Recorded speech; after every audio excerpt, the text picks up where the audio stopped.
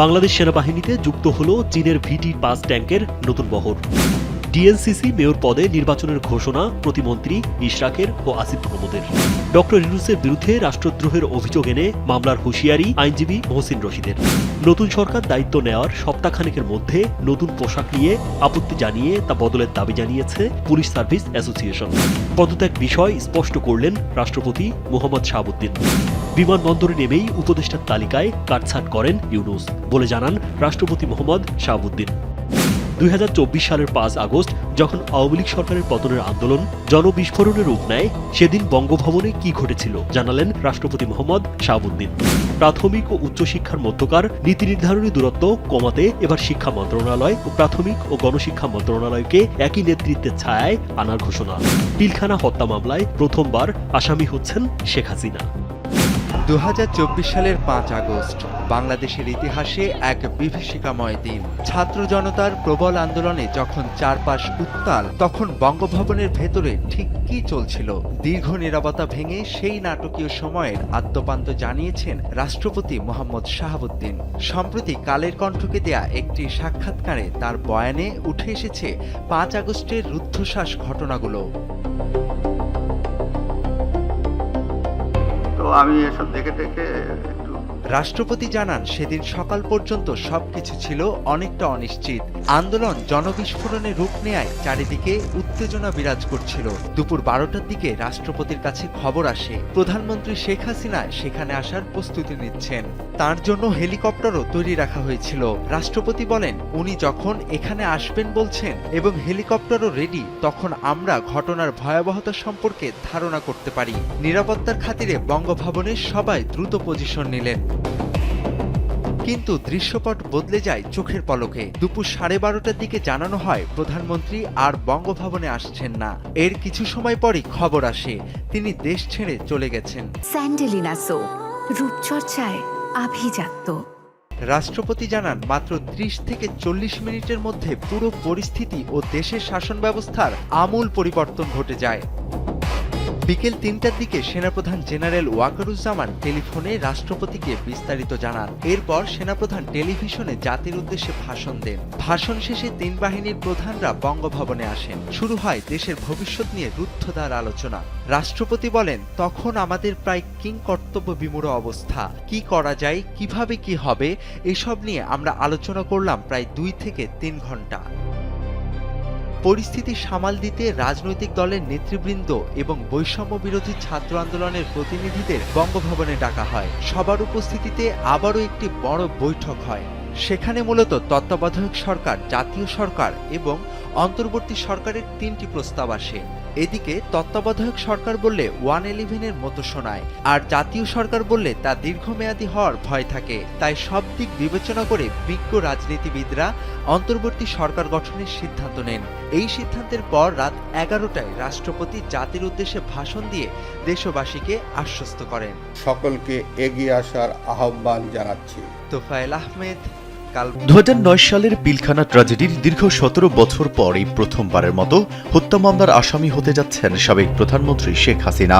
শুধু শেখ হাসিনাই নন, অভিযোগের তীর এখন তৎকালীন প্রভাবশালী আওয়ামী লীগ নেতাদের দিকেও। বিডিআর বিস্ফোরক মামলার chief public prosecutor Mohammad Borhanuddin গণমাধ্যমকে নিশ্চিত করেছেন যে শেখ হাসিনার পাশাপাশি জাহাঙ্গীর কবির নানক, ব্যারিস্টার ফজলে নূর তাপস, তৎকালীন স্বরাষ্ট্রমন্ত্রী সাহারা খাতুন সহ একাধিক মন্ত্রী ও সংসদ সদস্যের নাম এ মামলায় অন্তর্ভুক্ত করা হচ্ছে।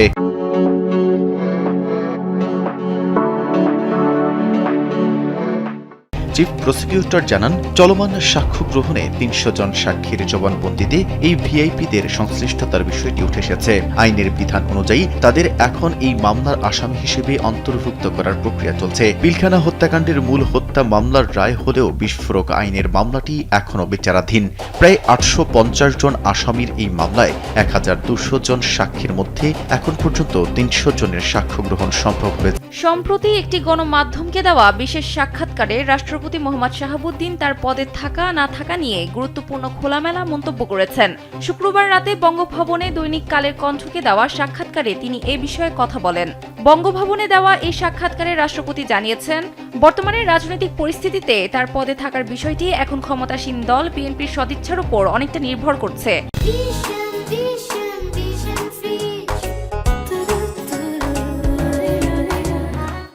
স্পষ্ট করে বলেন, যদি বিএনপি চায় তিনি রাষ্ট্রপতির দায়িত্ব পালন করবেন, তবে তিনি তার পদে থাকবেন। অন্যথায় দলটি যদি তাকে সরিয়ে দিতে চায়, তবে তিনি নিজেই সম্মানজনকভাবে সরে যাওয়ার সিদ্ধান্ত নেবেন। বিদেশি গণমাধ্যমে রাষ্ট্রপতি নির্বাচনের পর আর এখানে থাকতে চান না এমন মন্তব্যের বিষয়ে জানতে চাইলে তিনি বলেন, এই বক্তব্যটি অন্যভাবে ব্যাখ্যা করা হচ্ছে।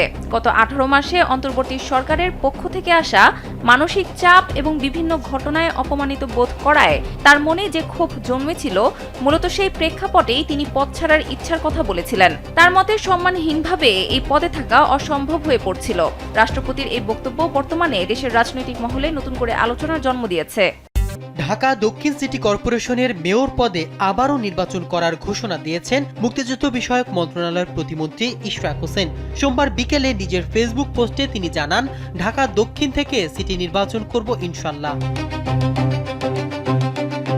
2020 সালের নির্বাচনে তিনি বিএনপির প্রার্থী হিসেবে অংশ নিয়েছিলেন। তার প্রধান প্রতিদ্বন্দ্বী ছিলেন নৌকা প্রতীকের প্রার্থী শেখ ফজলে নূর তাপস। সে সময় নির্বাচন কমিশন তাপসকে বিজয়ী ঘোষণা করলেও ইশরাক ফলাফল চ্যালেঞ্জ করে আদালতে মামলা করেন।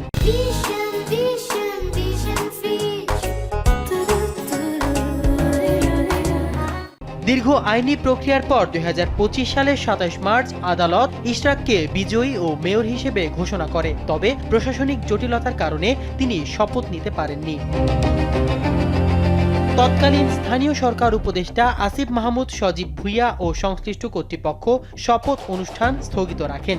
এ নিয়ে তার সমর্থকদের আন্দোলন, নগর ভবনে অবস্থান ও হাইকোর্ট রিট দায়েরের মতো ঘটনাও ঘটে। শেষ পর্যন্ত আইনি জটিলতায় তিনি আনুষ্ঠানিকভাবে দায়িত্ব নিতে পারেননি। এ প্রসঙ্গে ইশরাক আন্দোলনের সময় অভিযোগ করেছিলেন যে স্থানীয় সরকার উপদেষ্টা আসিফ মাহমুদ সজীব ভুইয়া তার নির্বাচন ও শপথ বিষয় নিয়ে রাজনৈতিক হস্তক্ষেপ করেছেন। তাদের এই আন্দোলন আরও চলবে।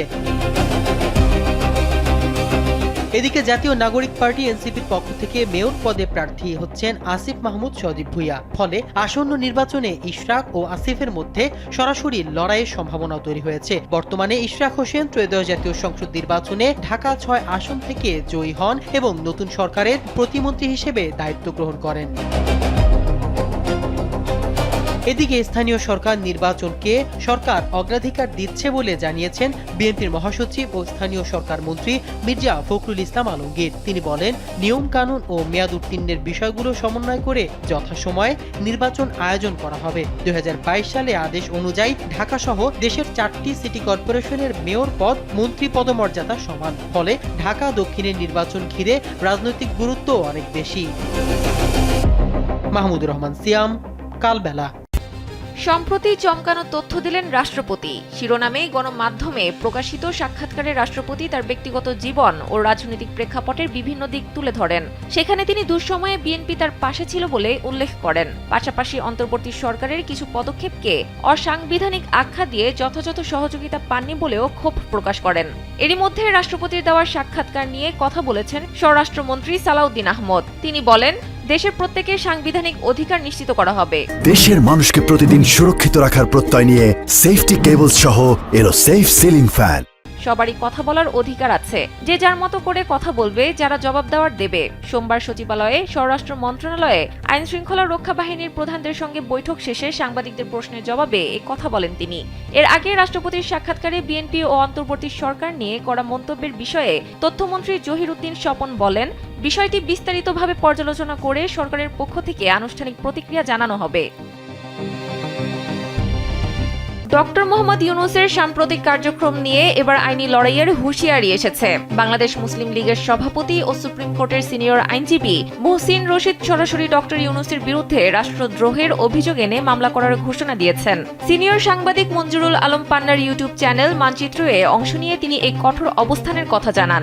সরকারের পক্ষ থেকে কোনো পদক্ষেপ না নেওয়া হলে তিনি নিজেই এই আইনি প্রক্রিয়া শুরু করবেন বলে জানিয়েছেন। মুহসিন রশিদের মতে, সরকারের বর্তমান কর্মকাণ্ডগুলো কেবল সংবিধান লঙ্ঘনের মধ্যে সীমাবদ্ধ নেই, বরং তা সরাসরি রাষ্ট্রদ্রোহের পর্যায়ে পড়ে। তিনি অভিযোগ করেন, প্রধানমন্ত্রীর পদ শূন্য হওয়ার পর রাষ্ট্রপতি একমাত্র সাংবিধানিক ব্যক্তি হিসেবে বহাল ছিলেন। জীবন অবাক না করলে কে করবে? 28% মিল্ক ফ্যাটের অবাক করার সাথে ফ্রেশ মিল্ক পাউডার। জীবন অবাক করুক প্রতিদিন। অথচ তার সঙ্গে যথাযথ যোগাযোগ রাখা বা গুরুত্বপূর্ণ নীতিগত সিদ্ধান্তে তাকে অবহিত না করে সাংবিধানিক শিষ্টাচার চরমভাবে লঙ্ঘন করা হয়েছে।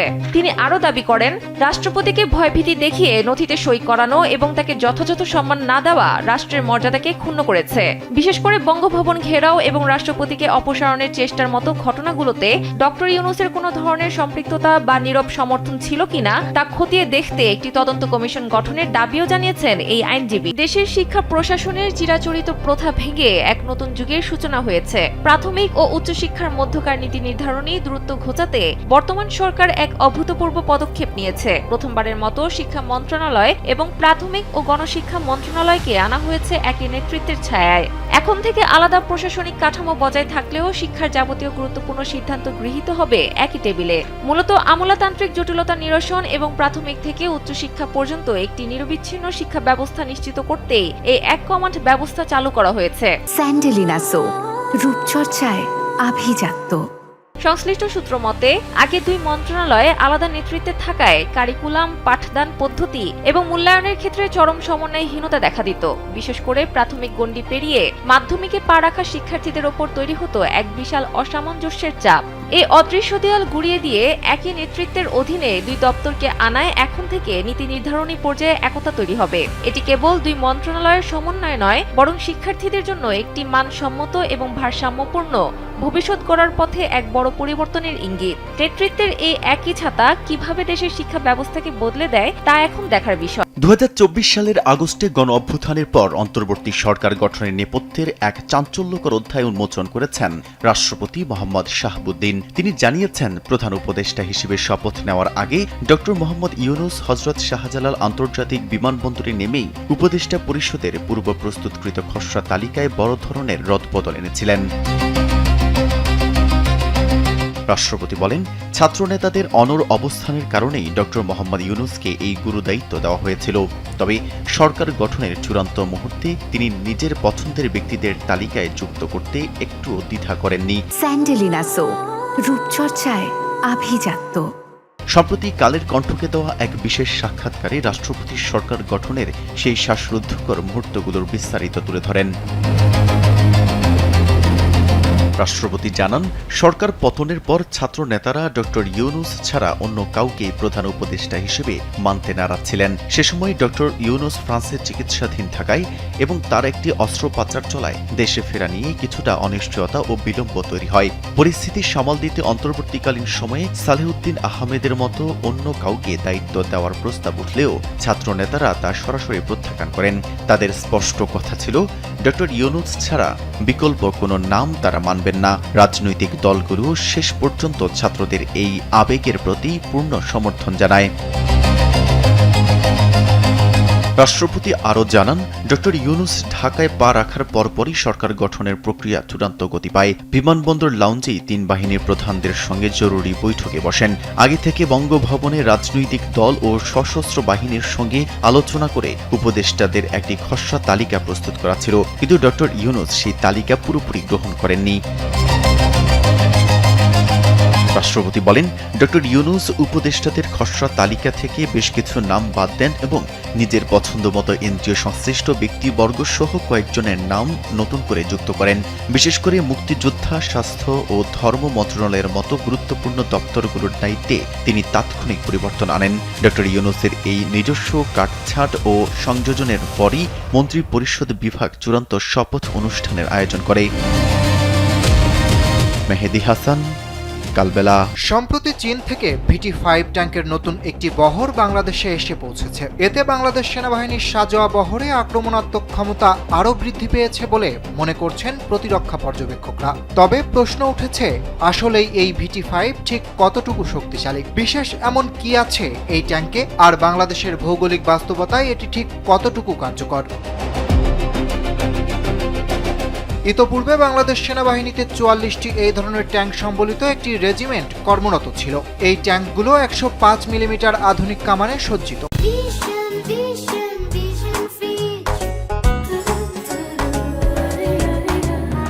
যা রাশিয়ার তৈরি T-90 এর মতো শক্তিশালী প্রধান যুদ্ধ ট্যাঙ্ককেও মোকাবেলা করতে সক্ষম। এটি মূলত ট্যাঙ্ক বিধ্বংসী এবং সুরক্ষিত লক্ষ্যবস্তুতে আঘাত হানার জন্য বিশেষভাবে ডিজাইন করা হয়েছে।